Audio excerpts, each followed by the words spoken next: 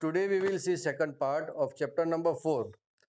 तो part second में जाने से पहले थोड़ा रिवाइज कर लेते हैं पार्ट वन में हमने क्या पढ़ा था। सो पार्ट वन में ये जो पूरा स्टैंजा है it is about Birsa Munda. ठीक है, एक आदमी था बिरसा मुंडा जो जंगलों में घूमता था and he is from tribe family. वो एक ट्राइब फैमिली से था, एक ट्राइब कम्युनिटी से था। और लोगों का ये मानना था कि ही इज मतलब एक भगवान था, वो एक गॉड था जिनके पास एक पावर, एक कोई जादुई शक्ति है जिसकी वजह से मतलब वो लोगों के दुख दर्द सब दूर कर सकते हैं। और उनके पास ऐसी भी कुछ जादुई ताकत है जो मतलब क्या होती है, जो ग्रेन्स होते हैं, जो अनाज होते हैं उसको वो डबल कर सकते हैं। तो ये लोगों का मानना था। तो फिर उन्होंने ये भी कहा कि हाँ, कि मुझे भगवान ने खुद यहाँ पर भेजा है सबके सब लोगों के दुख दूर करने के लिए। और आप लोगों जो मतलब स्लेवरी के अंदर हो, जो डिकूस के अंदर हो, जो आउटसाइडर्स है उसके अंडर हो, तो मैं आपको उनसे फ्री करवाने आया हूँ। तो ये सब बात थी यहाँ पर। फिर उसके बाद सेकंड पैराग्राफ में आता है कि जो दूसरी जो कम्युनिटीज थी, ठीक है, जैसे कि संथाल से, ओरेंस है, ये सारे मतलब जो बिरसा मुंडा है उसको फॉलो करने लगते हैं। फिर उनके कुछ जो प्रॉब्लम्स होते हैं वो भी उन लोगों को फेस करने होते हैं जो ब्रिटिश रूल के अंडर में थे। तो ये सब के बारे में यहाँ पर लिखा हुआ था। फिर वो कौन से प्रॉब्लम्स है जो हम ये चैप्टर में पढ़ेंगे उसके बारे में भी यहाँ पर थोड़ा लिखा हुआ है। ये सारे क्वेश्चंस है जो हमने पार्ट वन में पढ़े हुए थे। और दूसरी ये चीज़ थी कि जो ट्राइबल सोसाइटीज़ होती है उनके कुछ कस्टम्स, कुछ रिचुअल्स जो है वो कुछ अलग होते हैं ब्राह्मण से, ठीक है। और उनकी जो सोसाइटीज़ है, जो सोशल डिवीज़न है वो भी कुछ अलग होते हैं दूसरे कास्ट के हिसाब से। तो ये कुछ था ये पैराग्राफ के अंदर, इन दिस पैराग्राफ। देन अब आ जाते हैं नीचे। दूसरा हमने क्या देखा था, जूम कल्टीवेशन। ठीक है, जूम कल्टीवेटर जिसको हम शिफ्टिंग कल्टीवेटर भी कहते थे। जूम कल्टीवेटर क्या था? जूम कल्टीवेटर्स वो थे कि जो मान लो ये कोई लैंड है, ठीक है, वो पहले यहाँ पर जाते हैं, जाकर वो क्या करते, पहले जो ट्री टॉप्स होते थे, ट्री को पहले तो वो लोग काट देते हैं। क्यों काटते थे? ताकि जो ऊपर से जो सनरेज है वो मतलब नीचे जमीन पर आ सके। ठीक है, जंगलों में तो बहुत सारे पेड़ होते थे तो ये लोग पहले पेड़ काट देते। अब जैसे ही नीचे की ये पूरी घास वगैरह सब सूख जाती तो उसको क्या करती है, ये लोग जला देते हैं। जलाने के बाद इसकी जो ऐश होती, ऐश को मतलब एकदम यहाँ पर स्प्रेड कर देते थे ये लोग, मतलब फैला देते थे पूरे लैंड में। और ये लोग फैलाते क्यों थे? ताकि उनका जो वहाँ की जो सॉइल है वो एकदम फर्टाइल हो जाए, मतलब अच्छी सी उपजाऊ हो जाए वहाँ की मिट्टी। इसीलिए ये लोग वहाँ पर जो ऐश है उसको वहाँ पर स्प्रेड करते थे।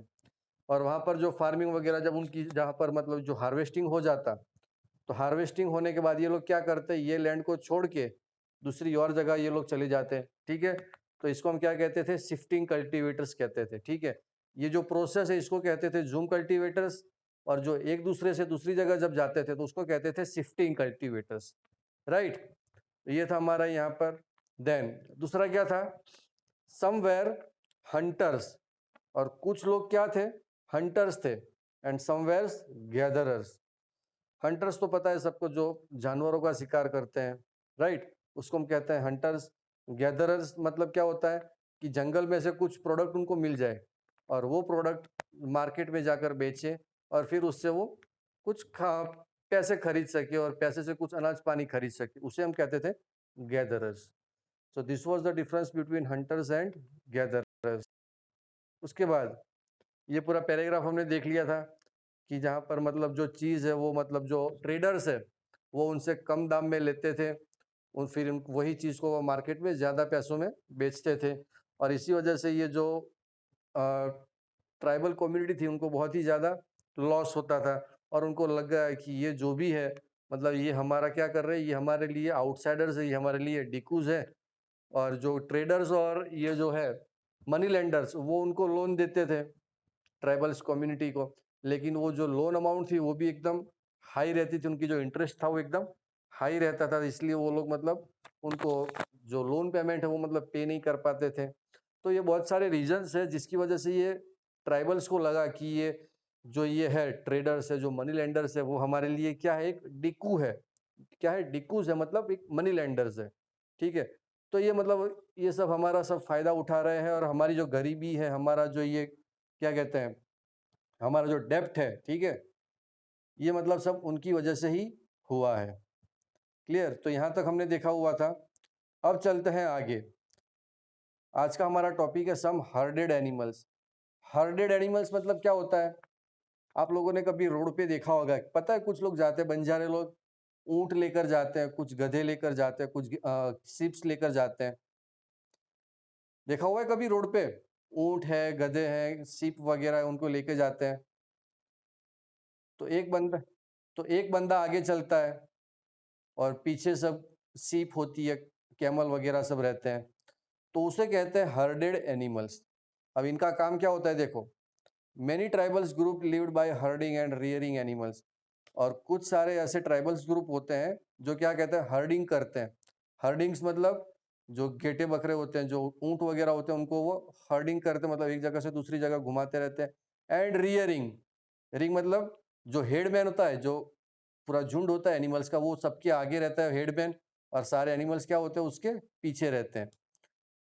They were they were pastoralists who moved with their herds of cattle or sheep according to the seasons.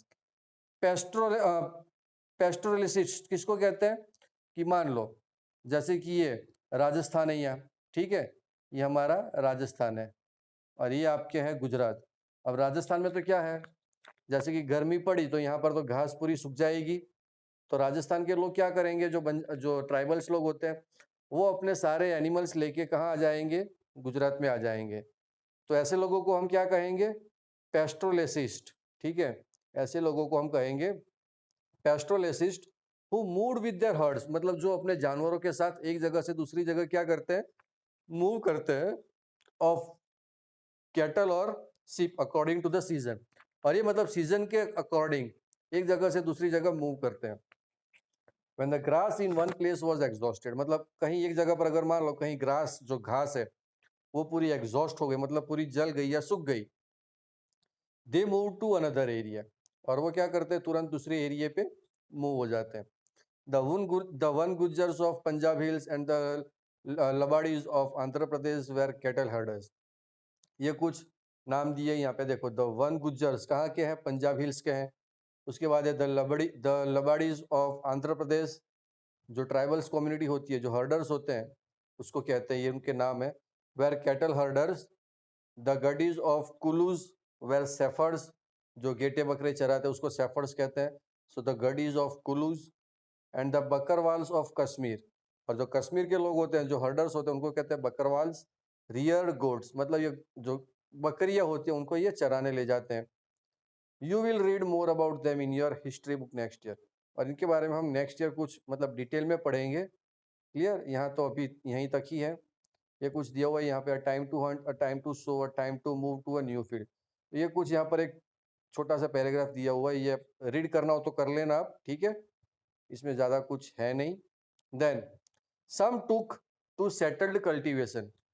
अब देखो, जैसे कि ये अभी मैंने बताया, कुछ लोग क्या थे, हर्डेड, ठीक है, कुछ लोग क्या थे, हर्डर्स थे। हर्डर्स मतलब एक जगह से दूसरी जगह मूव करते रहना, वो भी कब, सीजनल। जैसे एक जगह घास खत्म हो गई, वो कहाँ चले जाते हैं, दूसरे कोई देश या प्रदेश में चले जाते हैं। ऐसे लोगों को हम कहते थे हर्डर्स। लेकिन जैसे जैसे जमाना चेंज होता गया, जनरेशन चेंज होती गई, उसके बाद क्या हो गया, वो लोगों ने सोचा कि यार हम तो यार हर सीजन में एक जगह से दूसरी जगह जाते रहते हैं, ठीक है, तो उससे तो बेटर हम क्या करें, सेटल्ड कल्टीवेशन करें, ताकि हमारे जो एनिमल्स है वो भी एक जगह ही रहे और एक ही जगह पे अपना घास चारा सब चलता रहे। तो उन्होंने क्या प्लान किया, सम took to settled cultivation. Settle मतलब वो कहीं अच्छी सी एक जगह पर एकदम सेटल हो गए और अपना कल्टीवेशन जो है, जमीन वगैरह वहीं पे वो लोग करने लगे थे। फिर देखो क्या हुआ, even before the 19th century many from within the tribal groups had begun setting down। तो 19th century के पहले कई ट्राइबल्स लोगों ने क्या किया, they had begun settling down, तो वो लोगों ने मतलब एक जगह पर सेटल्ड होना स्टार्ट कर दिया। And cultivating there fields in one place year after year, और देन आफ्टर वो लोगों ने क्या किया, they started cultivating their field, उन्होंने अपनी खेती वगैरह वहीं पे स्टार्ट कर दी। इन वन प्लेस मतलब एक ही जगह पर, ईयर आफ्टर ईयर, मतलब वो वहां पर फिर एकदम सेटल्ड हो गए, instead of moving from place to place. अब जैसे वो पहले एक जगह से दूसरी जगह घूमते थे, तो वो ये लोगों ने बंद कर दिया, ट्राइबल्स लोगों ने, वो फिर एक ही जगह पे सेटल्ड हो गए थे। They began to use the plough, वो लोग प्लाउ का यूज करते थे। And gradually got rights over the land they lived on. और उनको मतलब कुछ तरीके क्या कहते हैं, कुछ राइट्स भी मिल गए थे वो जमीन पर, कि जैसे वो अपने हिसाब से कुछ भी मतलब वहां पर सो कर सकते हैं, कुछ भी कल्टीवेट कर सकते हैं। In many cases like the Mundas of Chota Nagpur the land belong to the clan as a whole.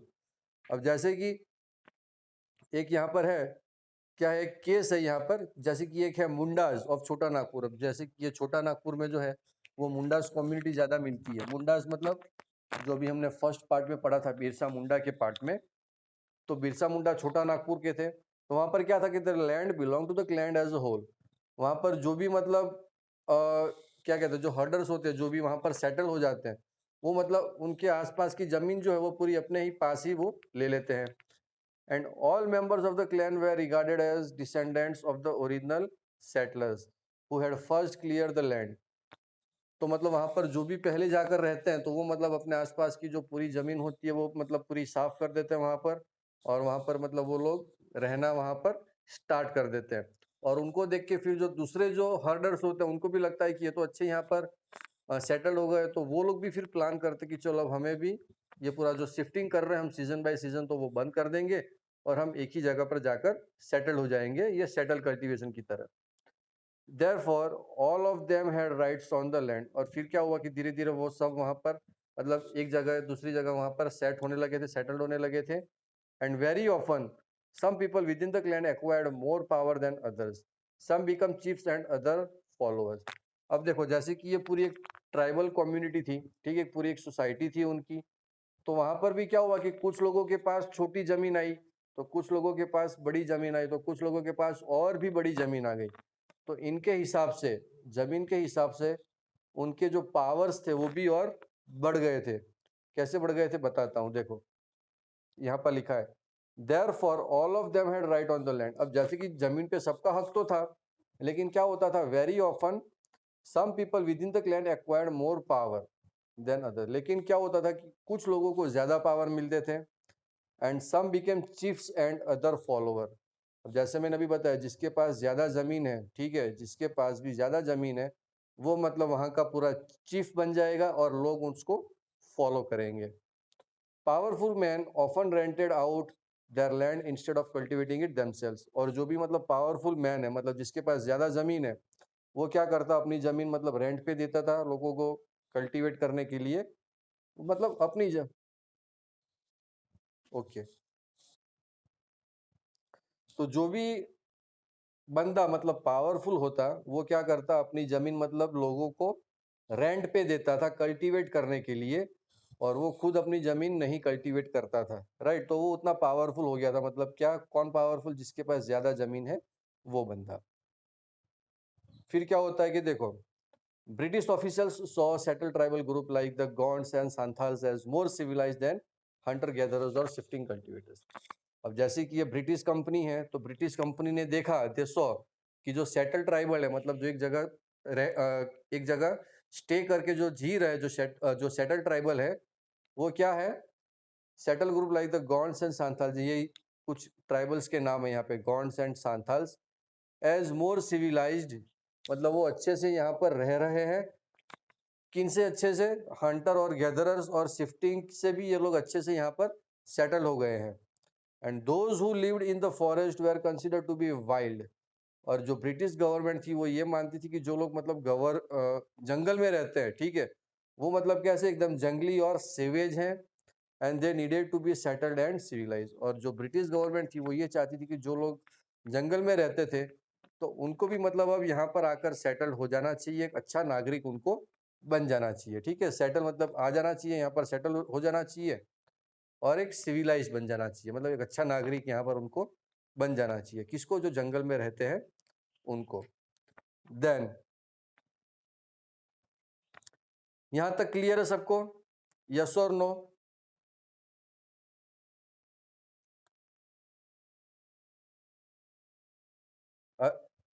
कोई डाउट हो तो यू कैन इंटरप्ट मी, बीच में पूछ सकते हो, don't feel shy to ask.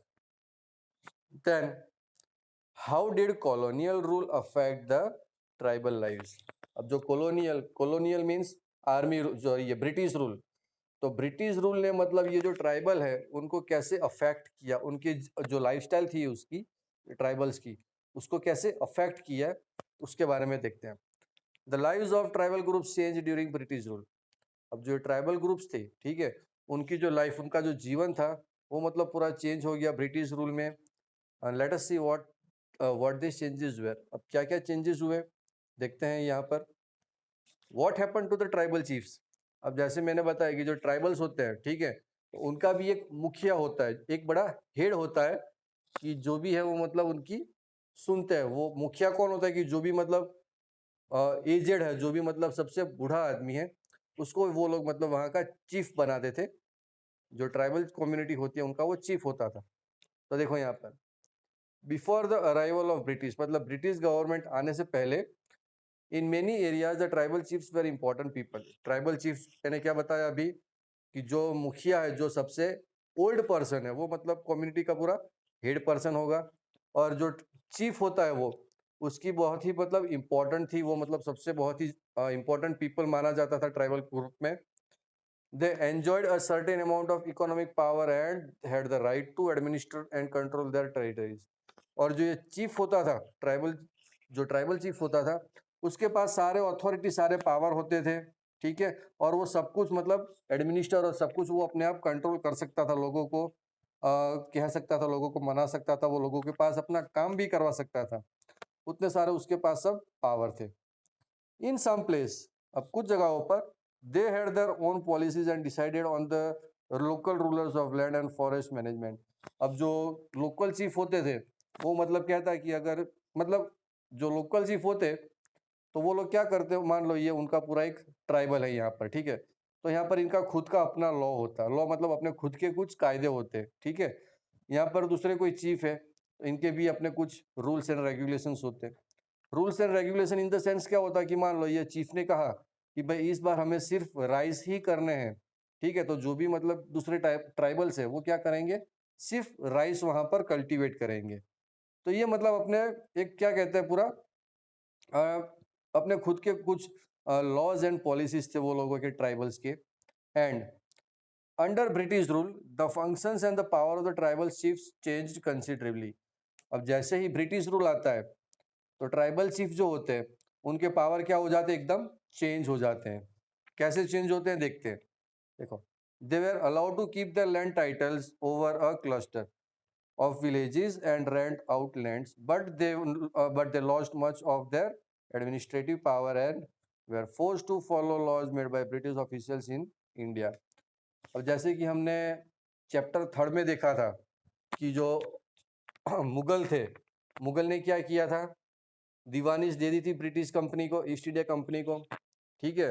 लेकिन ईस्ट इंडिया कंपनी को दीवानी देने के बाद भी जो राजा है, तो ईस्ट इंडिया कंपनी ने क्या किया, राजा तो मतलब मुगलों को ही रखा था पहले, ठीक है, अगर वो चाहते तो वो खुद राजा बन जाते थे।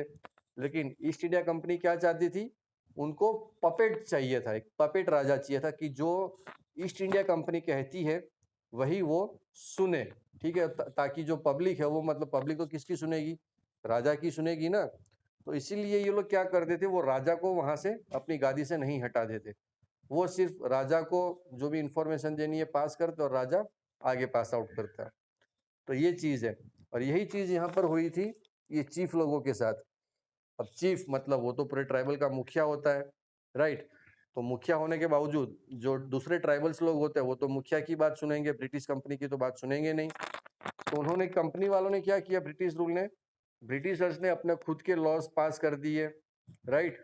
और ये सारे लॉज से जो थे, वो मतलब जो चीफ था, जो ट्राइबल चीफ था, उसके सारे पावर्स मतलब हटा दिए। लेकिन चीफ को अपने जो गादी होती है, मतलब चीफ को अपनी गद्दी से मतलब नीचे नहीं उतारा। क्यों? क्योंकि जो ट्राइबल्स लोग थे वो मतलब यही चाहते थे कि ये उनके चीफ है। लेकिन जो चीफ था वो भी क्या हो गया था, एक पपेट हो गया था। कैसा पपेट? कि जो भी ब्रिटिश गवर्नमेंट कहेगी वो वही करेगा, और पब्लिक को भी वही करना पड़ेगा। तो ये था यहाँ पर।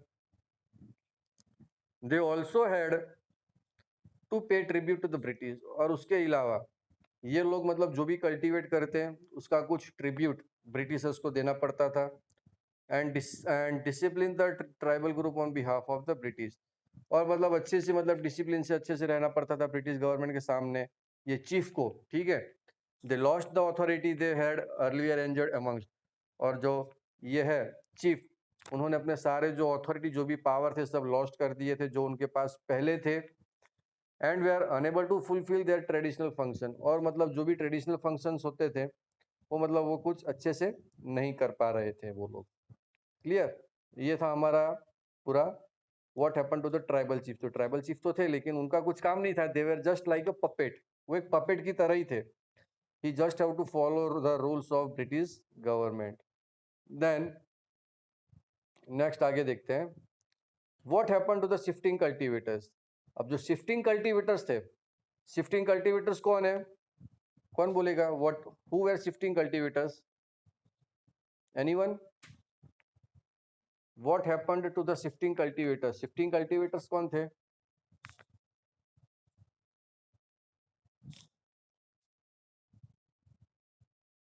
बस, यस, शिफ्टिंग कल्टीवेटर। शिफ्टिंग से याद रखना है एक जगह से दूसरी जगह शिफ्ट करना। जैसे यहाँ पे उन्होंने लैंड पे अपनी कल्टीवेशन कर दी, हार्वेस्ट हो गई, ठीक है, तो ये पूरी जमीन यहाँ से छोड़ के वो कहाँ चले जाएंगे? दूसरी कोई जमीन पे चले जाएंगे। तो यहाँ पे अपनी फार्मिंग करेंगे ये लोग। अगर यहाँ पर भी अपनी फार्मिंग हो गई, हार्वेस्ट हो गया, तो फिर से ये कोई तीसरी जगह चले जाएंगे फार्मिंग करने के लिए। इसे कहते थे शिफ्टिंग कल्टीवेटर्स। तो उनके साथ क्या हुआ वो देखते हैं। देखो, the British were uncomfortable with groups who moved about and did not have a fixed home.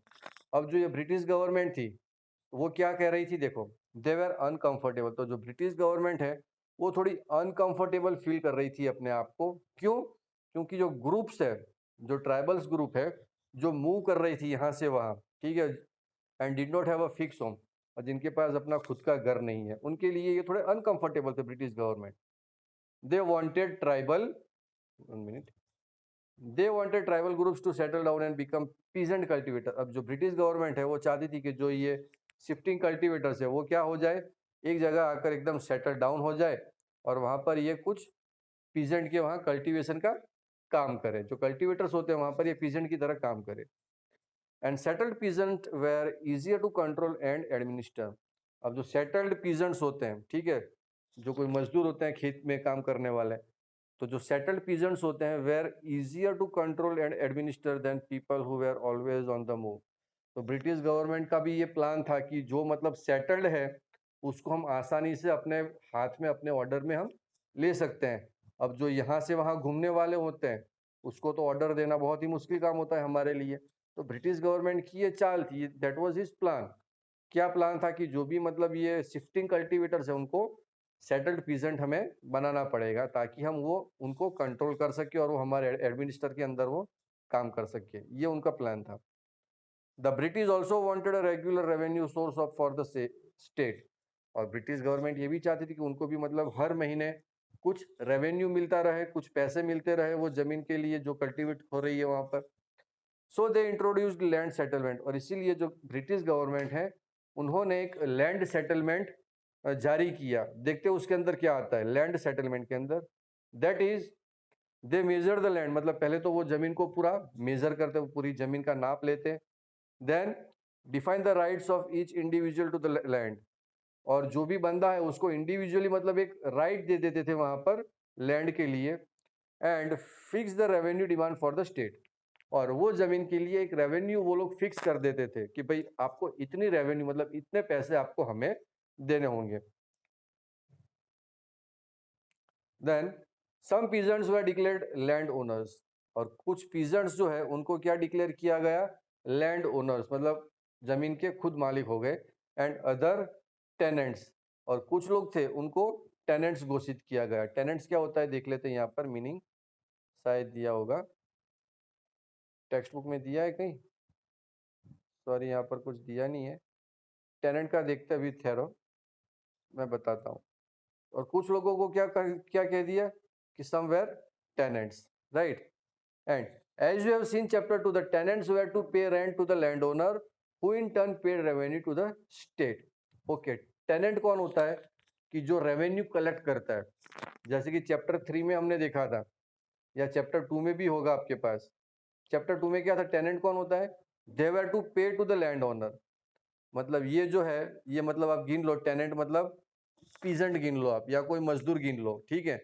वो लोग क्या करते थे, they pay rent to the land owner.